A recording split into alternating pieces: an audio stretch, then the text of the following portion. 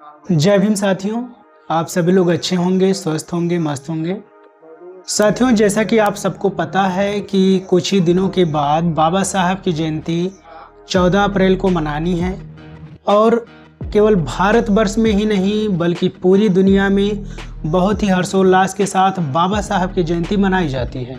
साथियों, आप सब ये भी जानते हैं कि कुछ असामाजिक तत्वों को बाबा साहब की जयंती मनाना अच्छा नहीं लगता।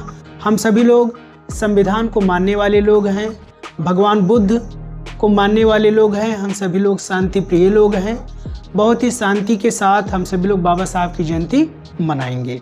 किसी भी तरह की कोई भी इलीगल एक्टिविटी नहीं करेंगे जिससे हमारे समाज को लेकर के लोगों में गलत मैसेज आए।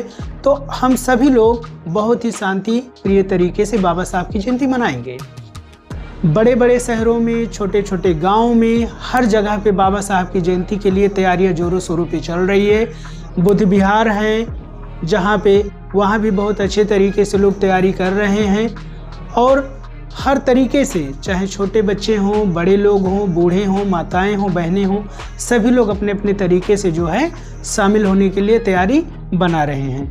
तमाम गाँवों में, तमाम शहरों में जुलूस भी निकलता है 14 तारीख को सुबह सुबह, और बुद्ध विहार पर होते हुए जो भी आसपास में बुद्ध विहार बने हुए हैं थोड़े बड़े स्तर के, वहाँ सभी लोग इकट्ठा होते हैं, जलपान वगैरह करते हैं, उसके बाद फिर वापस अपने अपने घर परिवार में आते हैं। साथियों, 14 अप्रैल को बाबा साहब की जयंती में छोटे छोटे कार्यक्रम या बड़े बड़े कार्यक्रम जहाँ पर गैदरिंग होती है, ज़्यादा लोग इकट्ठा होते हैं, वहाँ पर हम सभी लोग बाबा साहब के द्वारा किए गए कार्यों के बारे में, भगवान बुद्ध के द्वारा किए गए कार्यों के बारे में, समाज के लिए बाबा साहब ने जो आगे काम किया, उन तमाम बातों पर, उन तमाम कार्यों पर हम सभी लोग चर्चा करते हैं। आप सभी लोग जानते हैं कि बाबा साहब का बचपन कैसा रहा, कितनी तमाम कठिनाइयों, तमाम परेशानियों को झेलते हुए बाबा साहब ने स्टडी किया और बाबा साहब कोलंबिया यूनिवर्सिटी तक पढ़ाई की स्कॉलरशिप के माध्यम से, और बाबा साहब को मौका मिला संविधान लिखने का। उन्होंने ऐसा संविधान लिखा, ऐसा संविधान बनाया कि पूरी दुनिया में यदि आप टैली करें तो कोई इतना बेहतरीन संविधान आपको दुनिया में नहीं मिलेगा जैसा आपको भारत का संविधान बाबा साहब ने दिया है। तो इन तमाम इस तरह की बातों के बारे में हम लोग चर्चा करते हैं जयंती में और कोशिश करते हैं कि बाबा साहब का जो संदेश है, जो मैसेज है कि शिक्षित बनो, संगठित रहो और अपने हक और अधिकार के लिए संघर्ष करो, ये सही मायने में सभी लोगों तक पहुँचे।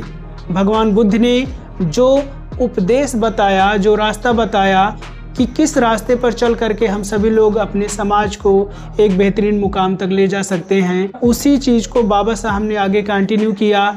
बाबा साहब ने भगवान बुद्ध के बताए गए उपदेशों को अपने संविधान में समाहित करने का प्रयास किया और किए भी।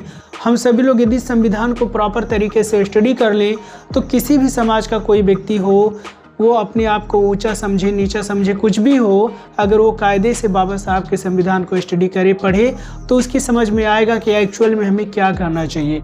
तो साथियों, इस तरह से हम सभी लोग कोशिश करें कि बाबा साहब के संविधान को पढ़ें, बाबा साहब के बताए गए रास्तों को अपनाएं, भगवान बुद्ध के द्वारा बताए गए उपदेशों का पालन करें।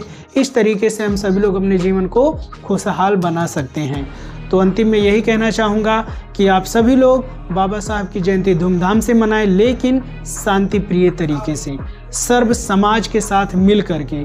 किसी भी तरीके का समाज में किसी भी जाति विशेष के लोग हों, किसी भी तरीके का वैमनस्यता ना हो, सभी लोग मिलकर के प्रेम व्यवहार से जो है बाबा साहब की जयंती मनाएं। बाबा साहब ने सबके लिए काम किया, किसी विशेष एक जाति के लिए काम नहीं किया। यदि आप संविधान पढ़ेंगे तो आपको पता चलेगा भारत में रहने वाले किसी भी धर्म के लोग, किसी भी जाति के लोग, किसी भी संप्रदाय के लोग हों, सबके लिए बाबा साहब ने जो है प्रॉपर तरीके से हक और अधिकार की बात की है।